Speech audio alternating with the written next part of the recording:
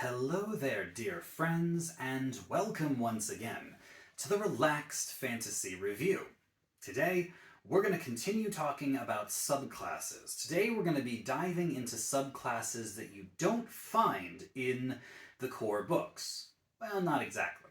Most people, when they build their characters, they build their subclasses from the Player's Handbook, or from Xanathar's Guide to Everything, or Tasha's Cauldron of Everything. But there's a lot of subclasses that are tucked away in other books, hidden, and you gotta go digging around to find them. Today we're going to be digging into the Dungeon Master's Guide into what's known as the villainous class options. This was specifically put in for Dungeon Masters to create evil NPCs, but a player character, could technically use these if they wanted to, as long as their DM gave them the thumbs up, because the DMG is a core rulebook. So let's talk today about the Cleric, the Death Domain Cleric. Like all clerics, at level 1 you get an expanded spell list. These spells are automatically added to your list, and you always have them prepared. There's some okay ones in here.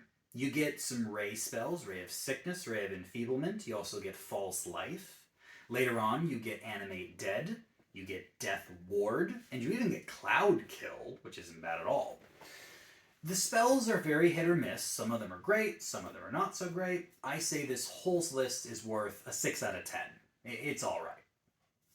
You also get bonus proficiency with all martial weapons, so you're still sticking with your medium armor, but now you can wield any weapon you like. So 9 out of 10 for that. That's a solid pick.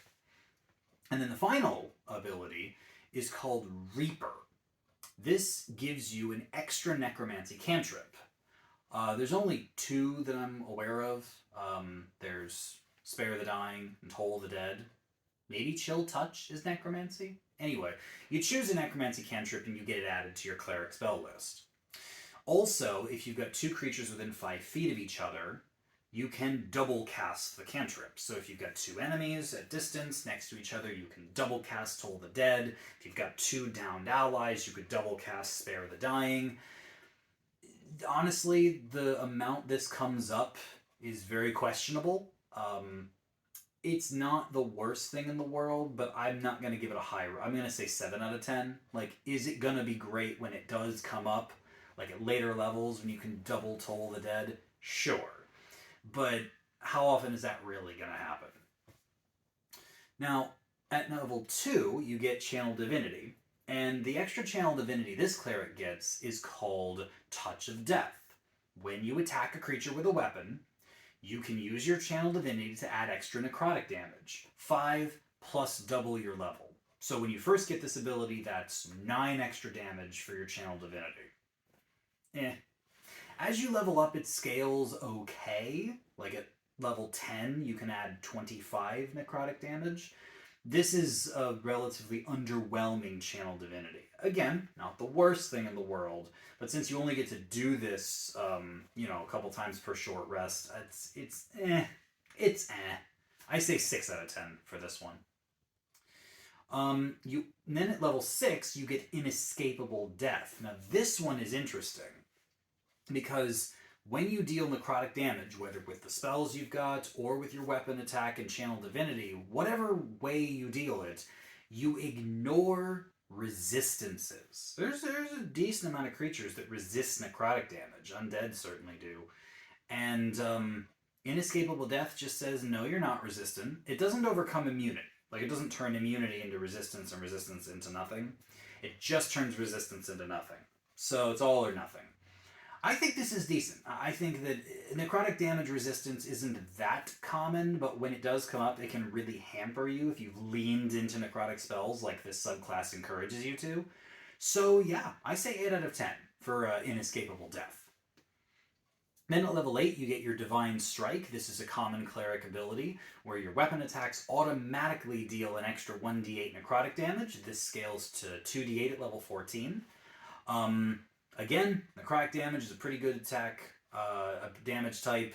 Hitting with weapon attacks, that all works. I say that this is a 9 out of 10 ability, no complaint, because it doesn't really cost you anything, and it buffs you up a little bit. Then finally, at level 17, you get Improved Reaper. So the original level 1 feature that allowed you to double cast a necromancy cantrip. Well, now, with Improved Reaper, you can double cast necromancy spells, level spells between level 1 and 5.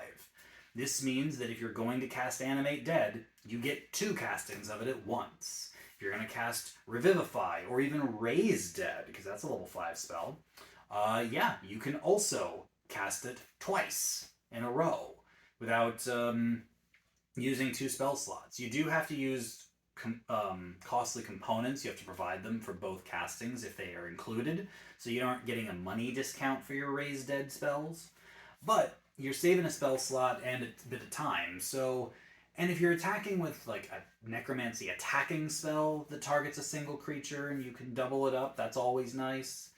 I say this is a little better than the original Reaper because it gives you a lot more versatility for both raising the dead for both combat and for utility purposes.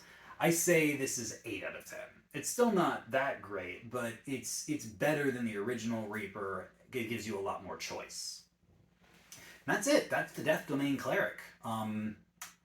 Lot of hit or miss in here.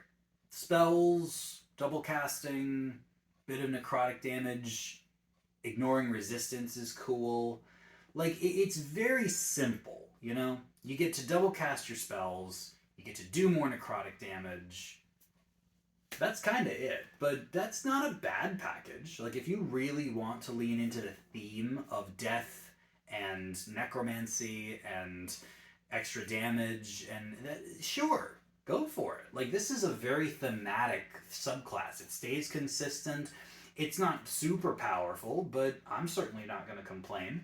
And I think the Death Domain offers an interesting playstyle. I say 8 out of 10 for the class overall, based on its extra proficiencies, its extra damage, and its cool way of overcoming, you know, resistance to necrotic stuff. That's pretty cool. So yeah, 8 out of 10 for Death Domain Cleric. Not bad. This has been the Relaxed Fantasy Review. If you enjoyed the video, please like and subscribe down below, and keep your eyes peeled for more subclass reviews coming down the line soon. Have a good one, my friends.